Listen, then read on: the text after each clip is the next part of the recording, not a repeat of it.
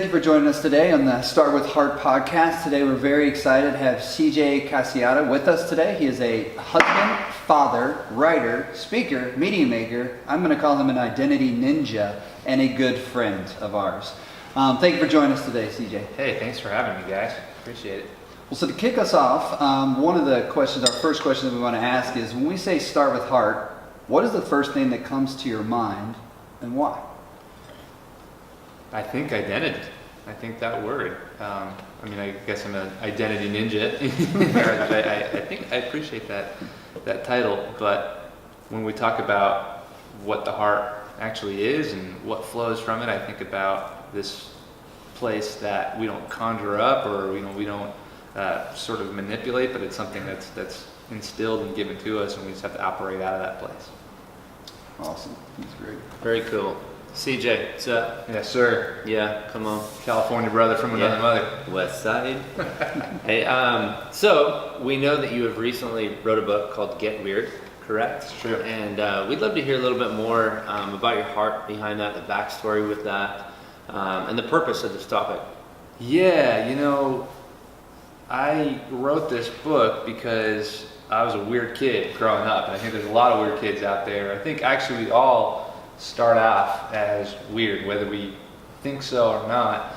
Every kid, I've yet to meet a kid who doesn't sort of default to strange, imaginative dreams and fantasies. And at some point, though, we get that ability. I think it's an ability. I think it's a talent and gift, but we get that kicked out of us.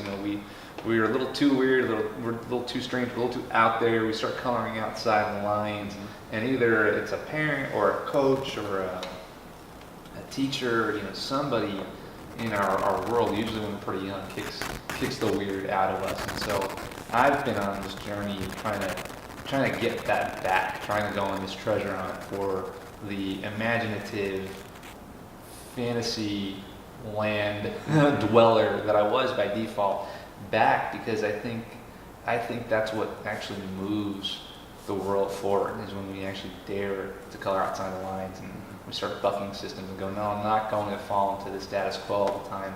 I'm going to get weird. And so that's what I'm trying to do. I'm trying to help others do as well. Yeah, very cool. I know I'm totally weird, so I get it. I hear weird and I'm like, hey, I can identify with that because I'm pretty weird. But anyway, especially in regards to weird, I can imagine you've had some people have some common misunderstandings when you start talking about weird. Sure. You're like, where are you going with this? So what are some common misunderstandings and myths regarding this idea of weird?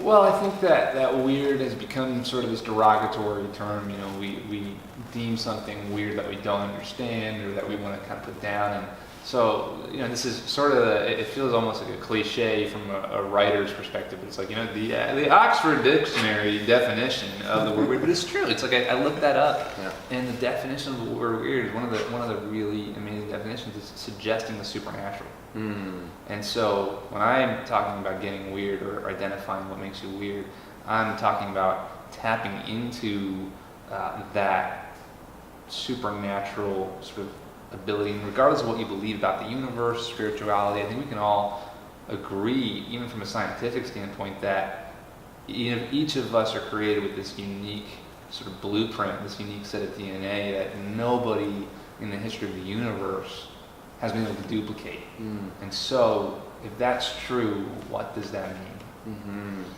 So why do you think that it's hard for people to do that? Like, what do you think keeps them from getting weird, coloring outside the lines? Like, what are some of those things that it's just so hard?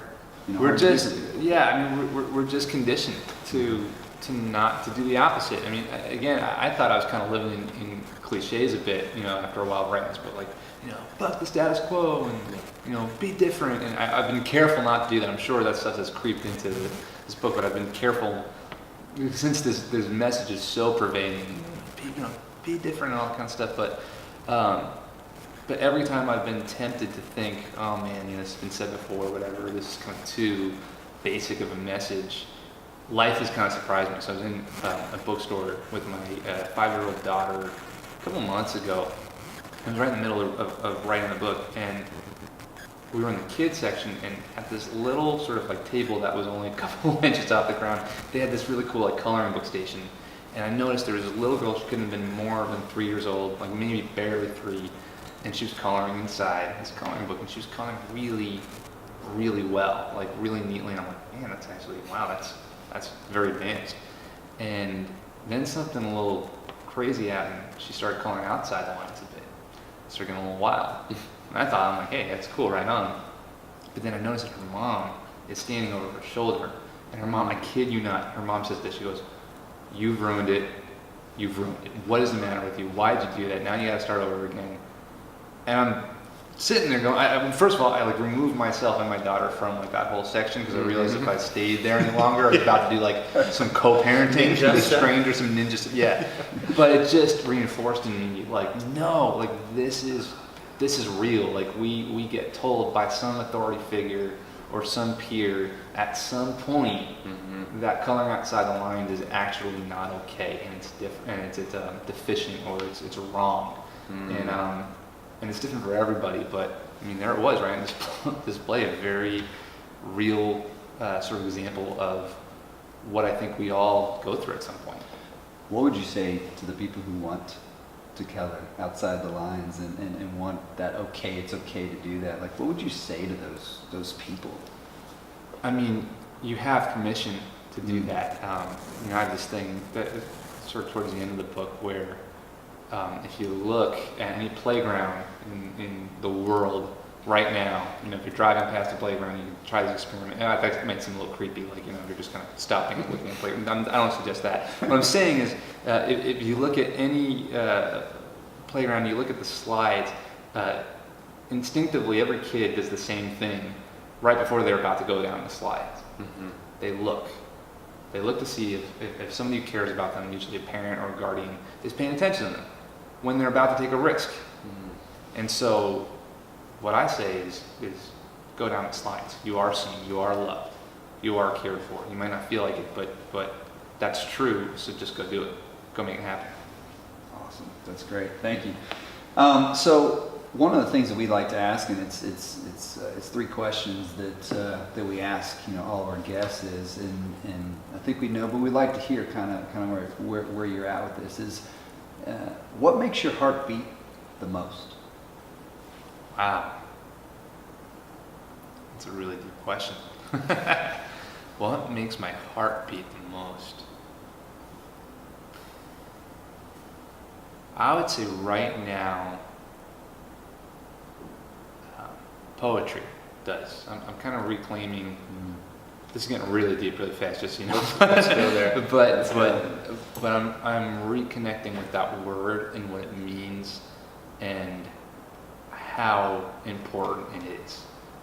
And I'm reading a lot of poetry lately. I'm discovering a lot of poets, and I think even from a kind of a larger viewpoint, we've got, we're talking about digital nomads and digital natives, and the next generation, being these kids who they just know digital like the back of their hand because they've never known the world without it.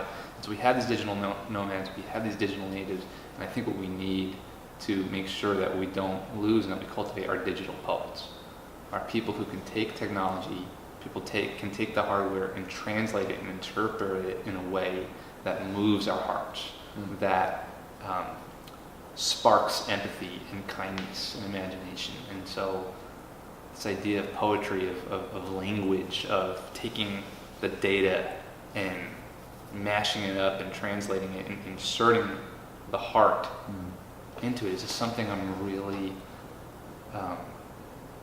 it's making me come alive, and it's reminding me of what's really important, both in my own life and I think culturally. Danny writes poetry, so I want you to have anything to comment on this or dig into that, because I know that's your heart, man. You're good at it. Yeah, I think poetry, it causes us to go there if we're willing to pay attention to it. Yeah. And really, it really slows us down. Yeah. If you're really going to read poetry or listen to poetry, you can't listen to it in a hurry. You'll be like, all right, roses are red, reds are blue, and then you really got to kind of sit My favorite poem, though. Yeah, totally. Yeah, and so I just love it. Yeah. I love it. The thought that the story it can tell. Yeah. It's just a fascinating thing to me as well. And so that's really cool to hear you say that. That's something that's in mi corazón. So another step, Yeah. maybe deep, is what makes your heart break the most? Oh man, I think it's a little bit easier to Okay. answer. Anybody growing up believing the lie that their imagination and their creativity doesn't have the power to change something for the better. I think there's just so many people who never hear go down the slides. We never hear you got this. You're like you can do this, and that's what breaks my heart. Someone going, man, I don't have anything. I don't have what it takes. I'm not good enough. Yeah, because it's just so utterly false. And again, I don't know how many people are going to read this book, but if anything, it's a manifesto for anybody who might have convinced themselves or somebody else convinced them over time that their childlike imaginations of things that made them weird as a kid doesn't have a purpose in the universe. This is hopefully a love letter to them to go, that's total BS and here's why. Awesome. So last of the three questions is, what difference do you want to make in the world?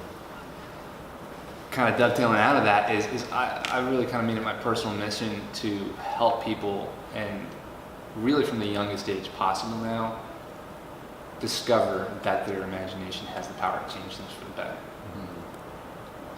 At what age are you able to even find an audience like down to 5-year-olds? Where do you say like they're actually starting to pay attention to what you're saying? I think it's a reverse engineered kind of thing. You know what I mean? It's like, I think there's some line in the book where I'm like, when we're kids, we're walking resurrected souls. There's that Bob Dylan line. It's like I was so much older then, I'm younger than that now. It's like there's a wisdom that we have, and there's this default. Nobody needed to instruct me how to imagine monsters and draw things that came out of my head and fantasize about what could be. I have to work at that now, and so I think it's easier to sort of circumvent, or I guess where I kind of have like a dual mission. It's re-teaching and reparenting our generation, and then trying to sort of circumvent the lies and the narrative that goes, your weirdness, your uniqueness, your identity, your creativity doesn't have a place in the universe. And that I'm hoping to do from the youngest age possible. Awesome. Very cool. Wow, that's awesome. So what we want to do next is I want to show you some pictures, and obviously we'll It's explain like a counseling this. session now. Oh my gosh. We're gonna go there, man. We're gonna go there. And instead of, they asked the question, you showed up there. And we They all look like my dad, by the way. They all. So not what comes to your mind. Okay. Because we're going to say what comes to your mind. It's like, what, and if you need to pause, which I tell people to do that, is what comes to your heart first. Okay, cool. Okay, so as you do that, we'll tell the people obviously on the podcast, and we have it on, that we'll throw it on social media for the video side of it. But the first one that we want to show is Mr. Rogers. What comes to my heart is joy. It's the word joy.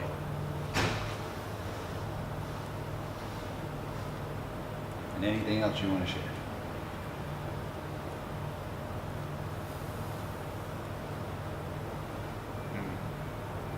I could reflect on that for a really long time, that picture. It's Mr. Rogers with the trolley. And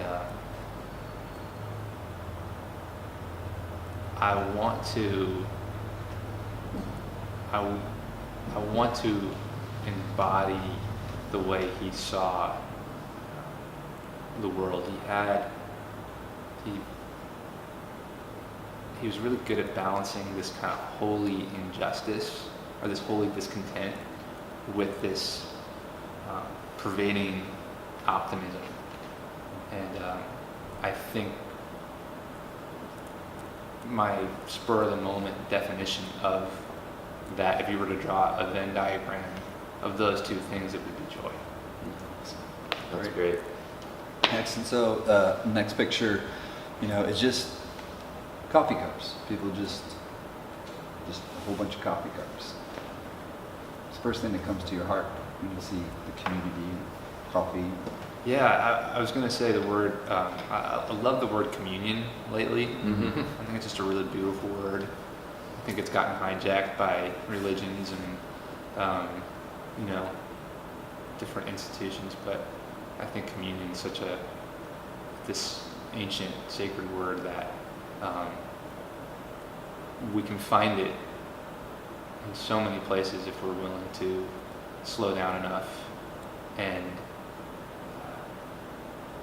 practice it. And so when I look at these folks, it looks like they're almost about to cheers. My wife used to do a wine night when I was dating her, and she would just, that sounds really pretentious, and totally wasn't. It was like they were just people, just friends and neighbors, and lots of drifters would walk in. I think there was one point where this couple who owned, they trapped a possum in their backyard, and it kept it and brought it in. It was like it was really rough. But what she would do is she would make sure after every little pour of wine that everybody would look each other in the eyes and clink glasses and make eye contact. And that was just, I remember that always being a special moment where That's cool. These total strangers became family in that instant. So Awesome. Next picture is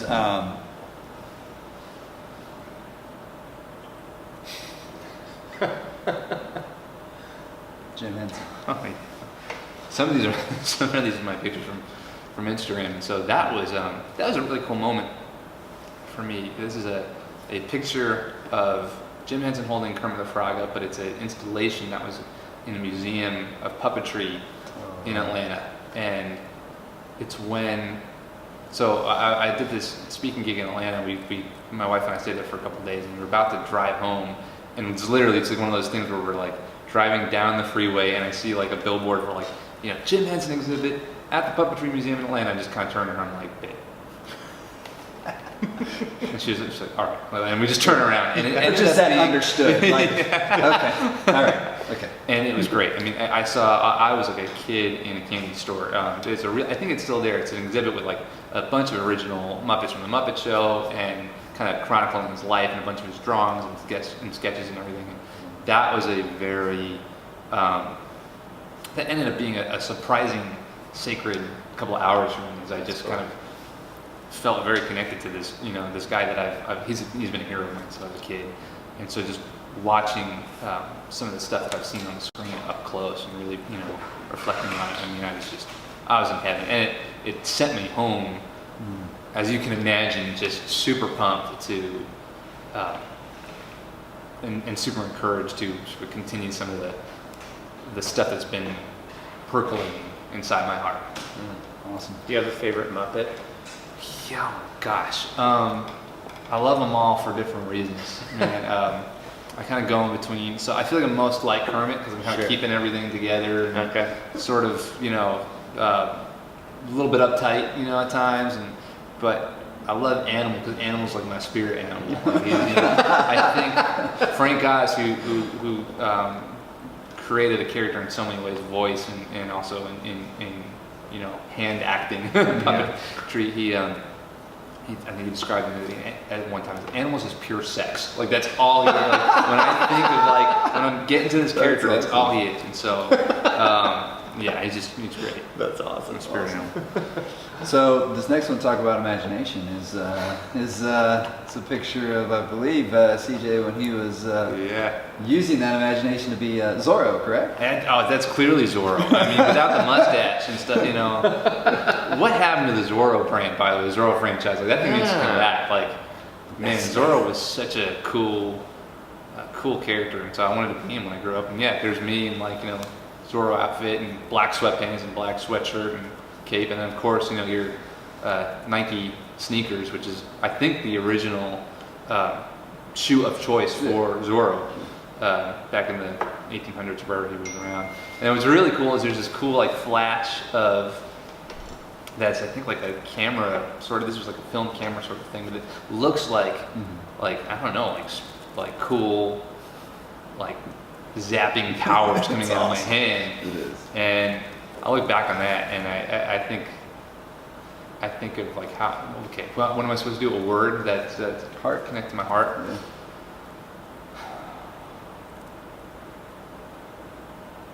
Innocence, I think. I just think innocence. That's good. Yeah. Great. Awesome. I love that picture. I loved it. It's a picture of CJ and his wife. Yeah, I think that I loved. My buddy took that picture, and I loved that when I saw that for the first time, because I feel like there's so many posed kind of family shots of us, and this was just totally candid, and it captured our personality really well, and so I think of the word long when I look at that photo, because it gives my heart sort of this assurance and this sort of peaceful, restful feeling of like, man, we're partners. We're in this. We've been through it. We're gonna go through it, and I get the sense of like longevity and not the kind of long, like, oh gosh, this is a long road trip. Like, can we get there already? Long in the sense of like, take it easy. Like, just enjoy the ride, because it's a good ride. All right. Last one.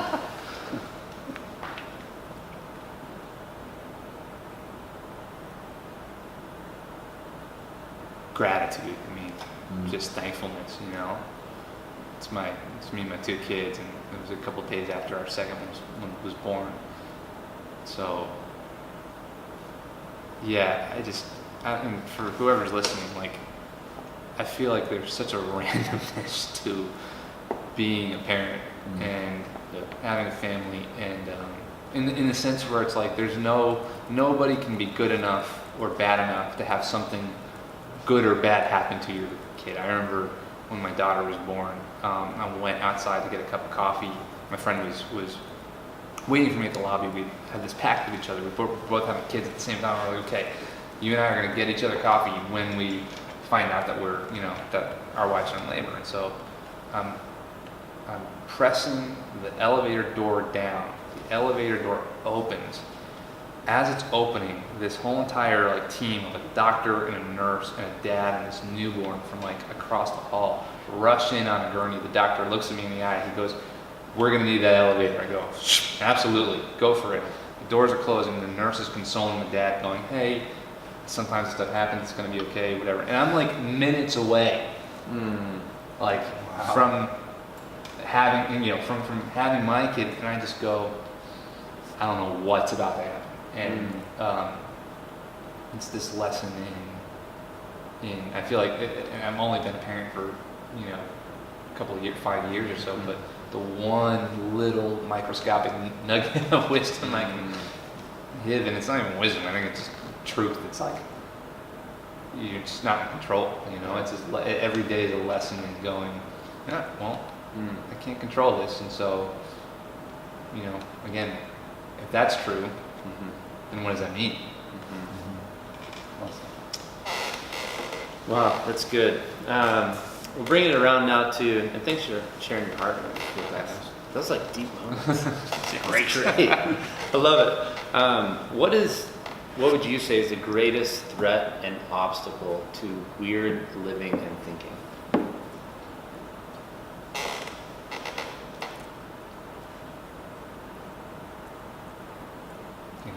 Sure, please, take your time.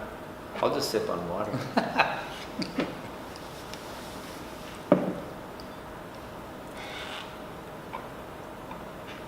really want to nail that answer, so you can edit this out. You can fix it in post. Yeah. Correct.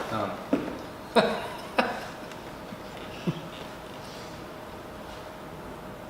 greatest threat.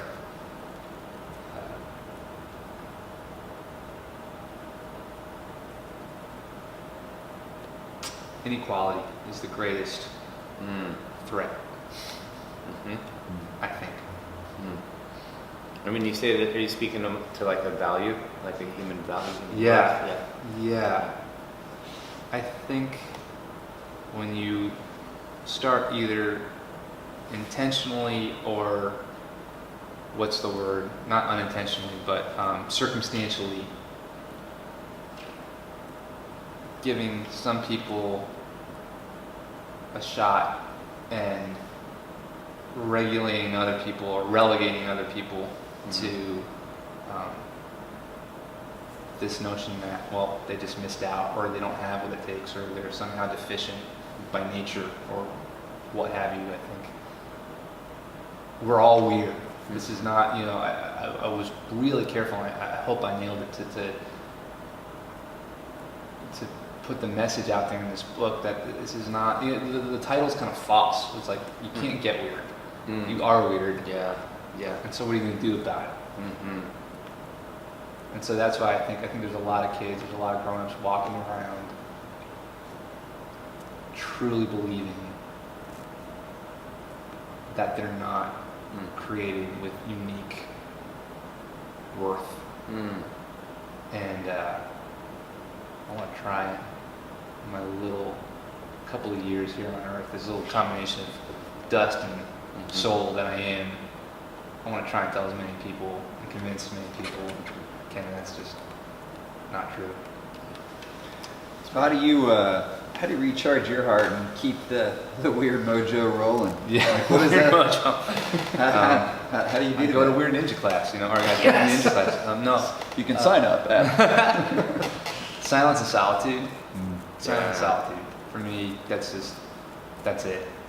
I took a train up to, I did this vacation recently, and I didn't feel like, I felt like it was a really great time with the family, but at the end of it, I didn't feel like my batteries were quite recharged, and so I took a train up from San Diego to San Juan Capistrano, and it was really, really cool. It was just me in the car, and then I spent some time in a little mission while I was in San Juan, and just walking around and thinking and writing and praying and all that stuff. And it was really, I don't know why it still takes me by surprise. This is kind of the stuff I should know by now, but I can't believe how little of that time it took to recharge me and go, okay, I think I'm good now. Silence and solitude. Yeah, I love that idea of silence, and I've even begun to do that, like on my drive to work or different things. Just I turn off the radio, turn off podcasts, and just get quiet. Yeah. And there's something that really recharges my soul as well. And you mentioned San Juan, that little mission there. That's where my wife and I got married. That's awesome. That's Right there. beautiful. Oh my gosh, it's great. Yeah. But it's weird, no one's going to tell you, no one's going to help you be silent Yeah. or practice solitude. Yeah. There's always going to be an option for you to interact with some form of sensory Yeah, absolutely. thing. Yeah, that's great. What's your greatest fear, CJ? We're gonna go there. We're going. Start with hard. My greatest fear is mediocrity. Okay. Yeah. It's not, it's funny, like, I've heard a couple of times, like, celebrities from go like, oh man, I actually fear success. So, like, I'm like, I can't relate to that, but I fear putting stuff out there and it not making an impact, or just kind of, staying the radar never, or sort of the never making a blip, so. Yeah, that's great. All right, got a question for you. Would you rather nobody show up, or would you rather people not come to your wedding or your funeral?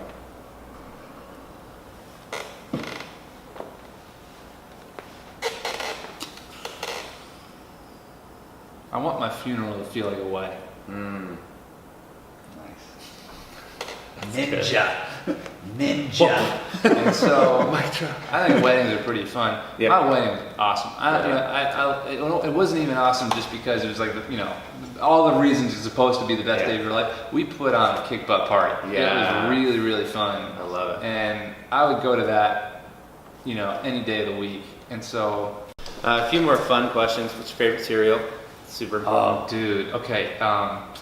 Frosted Flakes in a styrofoam bowl with a plastic spoon. Talk to the styrofoam, man. Oh, Come dude, on. I'm just saying there's something about, and I mean, you could tell how much my like honorarium and speaking fees are based on what I'm about to tell you. It's like, when you're just going to that continental breakfast in the morning at a hotel, there's something about grabbing Frosted Flakes in a styrofoam bowl. It takes me right back to being a kid for some reason. That's amazing. And it's got to come out of the big plastic, it has this extra sort of layer of like plastic, probably fiberglass. It's totally bad for you. But it's just, there's something like instantly nostalgic about that. Yeah, that's brilliant. Okay. Are you a lark or an owl? Morning or evening? I'm a morning guy. Okay. Yeah. That's where your sparks are flying. Yeah, totally. Got it. And then skydive or bungee jump? Bungee jumping, I think. I've never done either. Okay. But if you had to choose? If I had to choose, bungee jumping. Okay. Brilliant. That's good. That's good. That's what we call joy time. Yeah, joy time. You You gotta have to go some back to the greatest fear kind of thing. You said it, and you're like, okay, cool, let's go on. I love it. We also want people to know about your book coming out. That'll be out by the time they hear this podcast. And then also to bring in to speak and even do some consulting and that kind of thing. So what's the quickest, easiest way people get in touch with you? If you go to cjcas.com, so it's cjcas.com, there's a link to the book, there's a link to speaking, and a link to this consulting process. It's called Weird Thinking. It really helps companies who are kind of in a rut going, man, we just don't know how to articulate why we're different anymore. We'll come in, help them out for a day. We've got a really fun project or process that helped them do that. So Yeah, I know you helped us do that. yeah, that's awesome. Well, you guys are already weird, so I mean, it was easy. So, yeah, just as we wrap up, we just want to ask one last question, around this and everything, is that if people want to start with heart, what advice would you give them?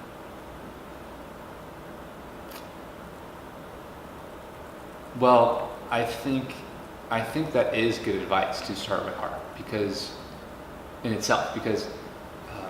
one of the things that's been challenging me lately, and I talk about this a little bit in the book, is story. The word story is so big right now. Everybody wants to tell your story, share your story. There's Instagram stories, live a better story, your story matters, all this stuff. And I think as entrepreneurs, as creators, as business people, we get really stuck in story land. And what I think, even though story is great, and obviously it's a wonderful tool, and we're all storytellers to a degree, and the danger of hyper-focusing on the topic of story is confusing story with identity.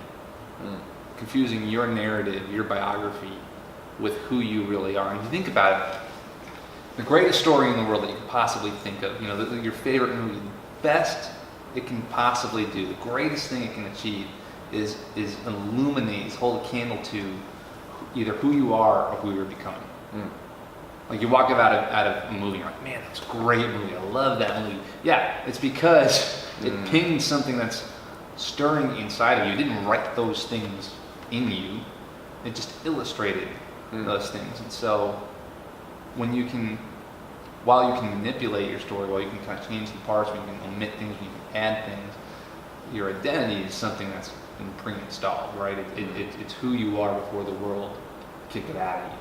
And so when I think about starting with heart, I think about starting from that place. When you look at teams, when you look at organizations, you're this unique sort of conglomerate of souls and identities that no other organization, you want to talk about being competitive and having an edge and having an advantage, no other organization has those things. No other organization has the unique set of assets that you have. And so learning how to cultivate those identities and work from there, work from the hearts of your people, versus simply trying to massage a story or a narrative that sounds good, it's going to give you a leg up and a longer run, I think,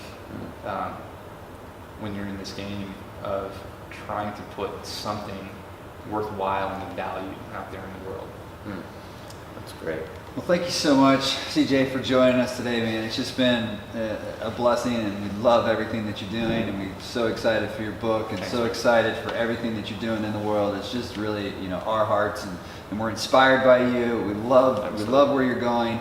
We want to travel with you on that, and we're just so glad that you came and sat with us today. Again, this is my name is Brad Stinson. Danny Williamson is my co-host, and this is the Start with Heart podcast put on by the Collective Global. Thank you. Thanks, guys.